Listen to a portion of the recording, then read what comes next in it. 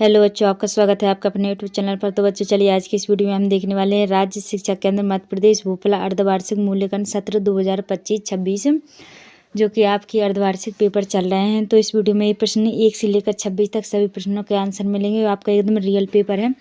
तो देखिए, विषय पर्यावरण अध्ययन है, कक्षा 5 के बच्चों का हो जाएगा। पूर्णांक 60 का रहेगा, समय 2.5 घंटे का रहेगा। देखिए, बहुविकल्पीय प्रश्न है, 1 से 5 तक निर्देश दिए हैं। सही विकल्प चुनकर उत्तर लिखिए। प्रत्येक प्रश्न के लिए 1 अंक निर्धारित है। देखिए, प्रश्न नंबर 1 है, मलेरिया किसके काटने से होता है? तो चींटी, कुत्ता, मच्छर, कीड़ा। सी वाला ऑप्शन सही हो जाएगा, मच्छर। प्रश्न नंबर अब आते हैं हम 2 पर। तो ये देखिए, हमारा प्रश्न नंबर 2 है, सफाई करने वालों के प्रति हमारा व्यवहार कैसा होना चाहिए? तो इसके भी 4 ऑप्शन दिए, सम्मानजनक, दयाभाव, प्रेम और अपनात्व का, और क्रोधित। तो इसका ए वाला ऑप्शन सही हो जाएगा, सम्मानजनक। प्रश्न नंबर 3 है, कान्हा राष्ट्रीय उद्यान स्थित है? तो उमरिया, पचमढ़ी, शिवपुरी, मंडला। तो इसका देखिए डी वाला ऑप्शन सही हो जाएगा, मंडला। प्रश्न नंबर 4 है, कुत्तों में विशेष शक्ति होती है? तो देखने की, सूंघने की, खाने की, पीने की। बी वाला ऑप्शन सही हो जाएगा, सूंघने की। चलिए अब आते हैं प्रश्न नंबर 5 पर। बच्चों, अगर आपको हमारी वीडियो अच्छी लग रही है तो जल्दी से वीडियो को लाइक और चैनल के लिए सब्सक्राइब कर लीजिए, और अगर बेल आइकन के लिए ऑल पर सेट नहीं किया तो जल्दी से बेल आइकन के लिए ऑल पर सेट कर लीजिए। यह देखिए, प्रश्न नंबर 5 है, सार्वजनिक संपत्ति की सुरक्षा की जिम्मेदारी होती है? तो इसकी ग्राम पंचायत की, प्रशासन की, हम सब की, चौकीदार की। तो इसका सी वाला ऑप्शन सही हो जाएगा, हम सब की।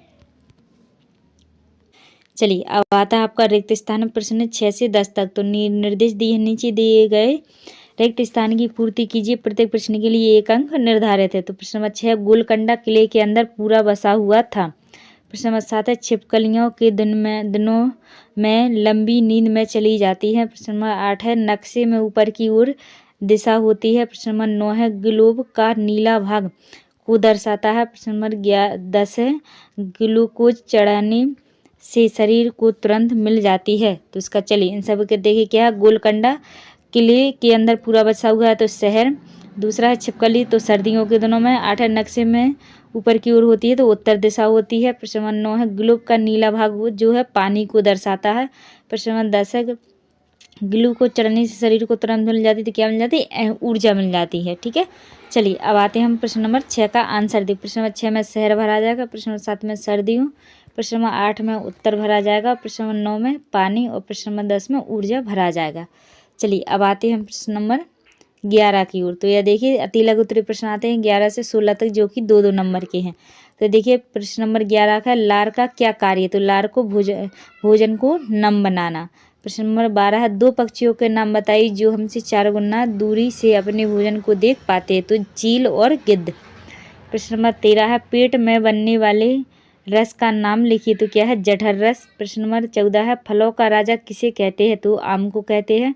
प्रश्न नंबर 15 है, भिंडी किस देश से हमारे देश में आई है? तो अफ्रीका से आई है। प्रश्न नंबर 16 है, पर्वत आरोहण के समय चट्टान से उतरने को क्या कहते हैं? तो रैपलिंग कहते हैं। चलिए अब आते हैं हम प्रश्न नंबर 17 पे। चलिए अब आते हैं हम लघु उत्तरीय प्रश्न 17 से 22 तक। तो 30 से 40 शब्दों में लिखना है, जो कि 3 नंबर के हैं। तो प्रश्न नंबर 17, बावड़ियों को सीढ़ीदार क्यों बनाया जाता है? प्रश्न नंबर 18, पर्वत आरोही पर्वत की चोटी पर पहुंचकर सबसे पहले क्या करते हैं? प्रश्न नंबर 19 है, तिलहन एवं दलहन के 2-2 उदाहरण दीजिए। प्रश्न नंबर 20 है, मच्छरों को अंधेरे में भी आपके होने का पता कैसे चलता है? प्रश्न नंबर 20 है, मच्छरों को अंधेरे में भी आपके होने का पता कैसे चलता है? प्रश्न नंबर 21 है, आपके घर की छत का उपयोग आप कौन कौन से काम के लिए करते हैं? प्रश्न नंबर 22 है, सांप के कान नहीं होते हैं फिर भी सपेरे के बीन बजाने पर वह नाचता है, क्यों? तो चलिए इन सभी के आंसर देखते हैं। ये देखिए, प्रश्न नंबर 17 का आंसर, बावड़ियों को सीधे में क्यों बनाया जाता है? तो प्रश्न इसका उत्तर हो जाएगा जल स्तर तक पहुंचने के लिए। प्रश्न नंबर 18 इसका आंसर हो जाएगा झंडा फहराते हैं या प्रार्थना करते हैं। प्रश्न नंबर 19 है, तिलहन एवं दलहन के 2-2 उदाहरण लिखिए। तो इसका देखिए, तिलहन सरसों मूंगफली, और दलहन के है चना और अरहर। चलिए प्रश्न नंबर 20 है, मच्छरों को अंधेरे में भी आपके होने का पता कैसे चलता है? तो इसका उत्तर देखिए, कार्बन डाइऑक्साइड और शरीर की गंध से। चलिए प्रश्न नंबर 21 है, आपके घर की छत का उपयोग आप कौन कौन से काम के लिए करते हैं? उत्तर है कपड़े सुखाना, धूप सेंकना, पौधे लगाना और आराम करना। प्रश्न नंबर 22 है सांप के कान नहीं होते फिर भी सपेरे के बीन बजाने पर वह नाचता है क्यों? तो उसका तो देखिए बीन के कंपन महसूस करने के कारण। चलिए अब आते हैं हम प्रश्न नंबर 23 पर। तो ये हमारा प्रश्न नंबर 23 है। दीर्घ उत्तरीय प्रश्न है 23 से 26 तक। तो प्रश्न 23 है भूकंप आने पर क्या क्या करना चाहिए?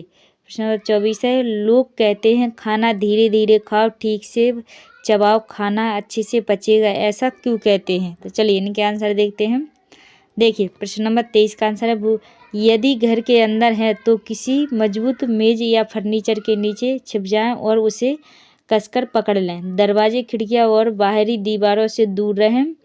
यदि घर के बाहर है तो किसी खुले स्थान पर चले जाएं और इमारतों, पेड़ों, बिजली की लाइनों आदि से दूर रहें।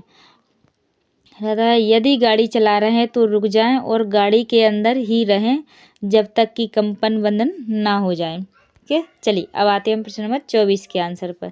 प्रश्न 24 का आंसर है चबाने की प्रक्रिया को भोजन को छोटे छोटे टुकड़ों में तोड़ती है जिससे पाचन एवं एंजाइमों को उस पर काम करने के लिए अधिक सतह क्षेत्र मिलता है। मुंह में मौजूद लार में एमाइलेज जैसे एंजाइम होते हैं जो कार्बोहाइड्रेट का पाचन शुरू कर देते हैं। धीरे धीरे खाने से व्यक्ति को पेट भरने का एहसास जल्दी होता है जिससे अधिक खाने से बचा जा सकता है। तो यह जो है प्रश्न नंबर 24 का आंसर हो चुका है। चलिए अब आते हैं प्रश्न नंबर 25 पर। प्रश्न 25 है चित्र को देखकर प्रश्नों को उत्तर दिए। देखिए तो यह चित्र है आपका जो कि है घटपरडी का। ठीक है, चलिए इनके प्रश्नों के आंसर देते हैं।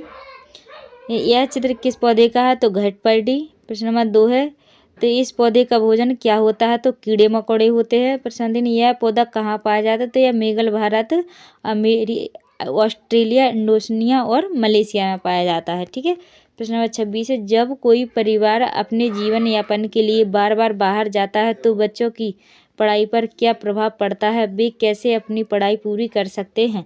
तो ये बच्चों आपके प्रश्न 1 से लेकर 26 तक सभी प्रश्नों के आंसर कंप्लीट हो चुके हैं। तो यह आपका पार्ट 1 है। पार्ट 2 आएगा तो इन दोनों को पेपरों को आपको याद करना है, दोनों को वीडियो को देखना है तो आपके पूरे में से पूरे नंबर आएंगे। तो मिलते हैं आपसे अगली वीडियो में, जब तक के लिए जय हिंद जय भारत।